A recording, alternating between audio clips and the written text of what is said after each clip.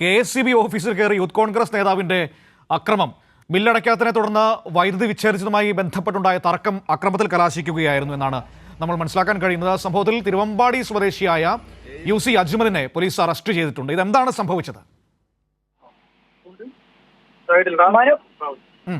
പറയൂ. മനു, യൂത്ത് കോൺഗ്രസിന്റെ സജീവ പ്രവർത്തകനായിരുന്ന അജ്മൽ UC ആണ് നിലവിൽ KSCB ഓഫീസ് ആക്രമിച്ച് അവിടുത്തെ പ്രവർത്തനങ്ങൾ നശിപ്പിക്കുകയും അവിടുത്തെ സാമഗ്രികൾ നശിപ്പിക്കുകയും ചെയ്തിട്ടുള്ളത്. ഇത് കഴിഞ്ഞ ദിവസം ഈ അജ്മൽ UCയുടെ വീട്ടിൽ വലിയ രീതിയിൽ KSCBയുടെ ബിൽ കുടിശ്ശിക വരികയും ഇത് സംബന്ധിച്ച് ബില്ല് അവിടുത്തെ കണക്ഷൻ വിച്ഛേദിക്കാൻ എത്തിയ പ്രശാന്ത് എന്ന ലൈൻമാനെ അജ്മൽ ആക്രമിച്ചിരുന്നു. ഇത് സംബന്ധിച്ച് തിരുവമ്പാടി പോലീസ് സ്റ്റേഷന് നൽകിയ പരാതിയുടെ പശ്ചാത്തലത്തിലാണ് ഇന്ന് ഓഫീസിൽ കയറി വന്ന് ഓഫീസ് ആക്രമിക്കുകയും ചെയ്തത്.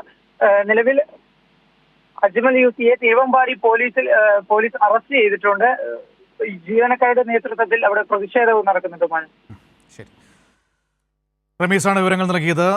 KSCB ഓഫീസിൽ യൂത്ത് കോൺഗ്രസ് നേതാവിന്റെ അതിക്രമം വിവരങ്ങളാണ് റമീസ് നൽകിയത്.